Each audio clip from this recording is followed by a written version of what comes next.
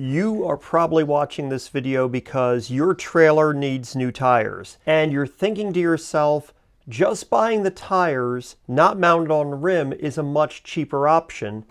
That's probably why you're watching this video.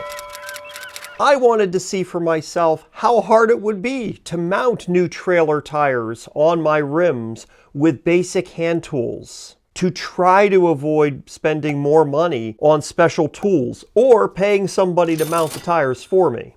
In this video, we'll be talking about that and covering two other questions. How hard is it to mount trailer tires on a rim by hand? And is it cheaper than buying a trailer tire already mounted on a rim? And for those of you hoping that this was a video of how to mount trailer tires on a rim by hand, I'm sorry, but it's not that video. But stick with me, because I'm hoping to talk you out of trying to go down that route. For most trailer tire applications, we have three options. Number one, buying the tire loose, just a tire that you mount on your existing rim. The advantage of this is that tire is usually a lot cheaper than buying it mounted on a rim, and if you have a rim that you like or is in great condition, it allows you to reuse that rim and just have a tire put on there. The second option is a tire already mounted on a painted steel rim. Usually these rims are white, but they're a brand new painted steel rim. For certain situations, those rims can rust really badly. My first boat had painted steel rims that were rusted so bad that I couldn't get the lug nuts off.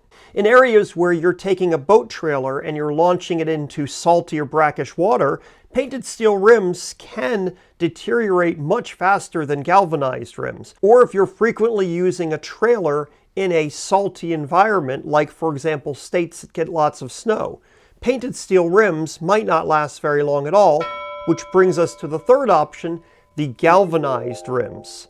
So a tire mounted on a galvanized rim is the most expensive option, but for people who are boating and dipping their trailer into salt water, or using their trailer in areas where the roads get salted very frequently, the galvanized rim might be the best way to go. Those three options are priced accordingly, with a basic tire being the cheapest and the galvanized rim being the most expensive option. The tires on my small boat trailer are very dry rotted and cracked. I don't know how old they are, but the sidewalls are extremely cracked up. They still hold air, the tread's still good, but I don't trust these tires for going down the road, and they're really old. But I also have galvanized rims that seem to be in quite good shape. Now, when I started shopping, I thought to myself, how many people bother just buying a loose tire versus buying the tires already mounted on a rim? And I conducted a poll on my community page on my channel a few weeks ago, asking the question, what would you do if you had really old cracked up tires like this? Would you run them? Would you just buy tires? Would you buy tires with a rim? And what I was really surprised is that nearly 50% of respondents to my poll said that they would just buy new tires to have them mounted on the rim. And I thought that was very interesting. If you responded to this poll, thank you very much. I appreciate it. Over the years, I have done a lot of work with tires. I have plugged tires, patched tires. I have mounted tires onto car rims. I have repaired small mower tires, but I've never done trailer tires, and I decided to give it a try. I shopped around for new tires for my trailer, and I found a really great price online. What was interesting about this ad is obviously the tire in the photo is not a 4.80 by 8 tire, but instead looks like some wider tractor tire. But I figured I would take a chance since the specs in the ad read correctly, and I could always return them if they're the wrong tire.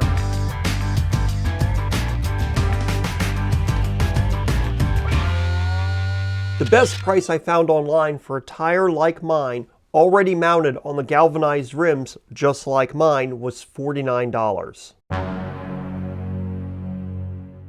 And while I was waiting for my new tires to arrive, I considered purchasing one of these mini tire changers. These look like a neat idea, but once I took a good look at this, it seemed to me that there's a whole lot of reasons not to buy one of these. First off, at $60, This would make my total price per tire for this project only $2 cheaper to what a new galvanized rim with mounted tire would cost me. Secondly, at my age, I'm not sure I would use this tool many more times. Thirdly, is thirdly a word? Look at this thing. It looks like it has to be bolted down to a workbench. It's got several separate bits and parts that I could totally see myself not being able to find all of these pieces when I need to use it again 5 years from now. Like if you knew for sure that there would be lots of small tires that you'd be changing in the next 5 years, this could possibly be a good purchase. But I've lived over 50 years without one of these things. I really can't justify buying one of these now. And lastly, I have read comments from people saying that these things sometimes aren't up to the job of mounting and dismounting some small tires. So I could end up buying one of these and it could end up getting thrown aside forever. And I already have enough junk laying around that I don't use around here. All right, let's actually get down to business with these tires. I popped off the old wheels and checked to make sure that they were in as good a shape as I thought they were. And they look good. Then I brought them into the garage to work on removing the old tires from the rims. Couldn't find my valve stem removal tool, so I deflated them with a screwdriver. I figured removing the old tires wouldn't be as hard as installing the new ones, since these could get sacrificed during the removal process.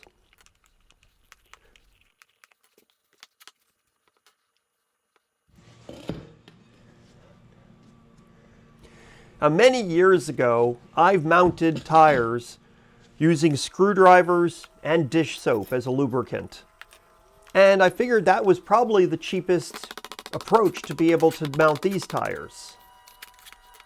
But I also knew that using the dish soap for the removal process can make things just slippery and messy. So usually we just use the dish soap for mounting the new tires. So how hard is it to mount a trailer tire to a rim by hand? This is hard to do. Really hard to do. I struggled and struggled for well over 30 minutes, and I only ended up getting the tire halfway off the rim. Trailer tires are made with a thicker sidewall than other tires. And that thick sidewall makes it much harder to work with. Another reason is the small size of these tires, meaning that my prying tools are practically on top of each other whenever I'm working on the tire. When I finally got the first side of the tire off of the rim, I thought the second edge would come off a lot easier. But I struggled to get anywhere with that as well. Once again, I attribute it to the firmness of the sidewall and the smallness of this rim as to why I could not get this to work out. Because I've done this stuff in the past with different types of tires. By this time, I realized that this job was going to take me several hours. And that's not even taken into account the amount of time it was going to take me to be able to get the tire held onto the rim tightly to be able to inflate it. Usually people do things where they use like a ratchet strap, or there's some other technique with engine starting fluid and a lighter to be able to get the bead to seal so that you can get the tire to hold air. With these particular tires, because they were so tall and so firm, that I thought this was even going to be a really big challenge as well. And I could see myself getting stuck on this project at that stage and having to throw in the towel. I was also a little concerned because, I hope you can see it here, my new tires seem to be a bit deformed. And I was wondering if that was going to make this process harder, or if the fact that they were deformed was going to be an issue and I would need to maybe send them back because they were unmountable. Now it was time to explore a plan B.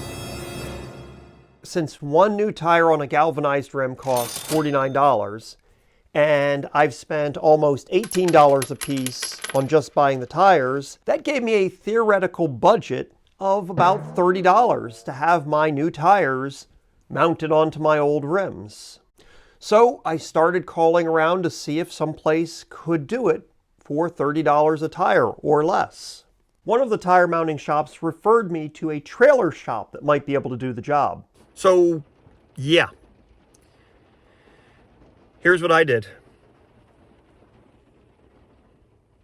I paid somebody to mount my tires on those rims. And you know how long it took them to do it? About 20 minutes. Yeah, I was in and out of there in under a half an hour. So I spent an hour wrestling with one tire, trying to get it off the rim. Really wrestling, bruising up my hand and everything like that. And then I took it somewhere, and in 20 minutes, they had me all hooked up with new valve stems. And they threw away my old tires for me. Had I not put in new valve stems and had them throw away the tires for me, it would have been even cheaper. So, is it cheaper than buying a trailer tire already mounted on the rim? That's where it gets tricky. To have the shop do the job for me costs me $24 per wheel. They charge me a disposal fee for the old tires, and they charge me for valve stems. Even without shopping around or cutting my costs, I still came in $7 cheaper than buying the new tire mounted on a galvanized rim. And if I count my time and the fuel involved with running around, it makes the $49 price for the galvanized rim and tire seem pretty reasonable. But if you want to go with painted rims and you're fine with going with painted rims, you're going to get brand new painted rims, and it's probably cheaper than having tires mounted on your existing painted rims. And this video right here is one that you should be watching next. Check this video out. It's a good one. Watch that one next.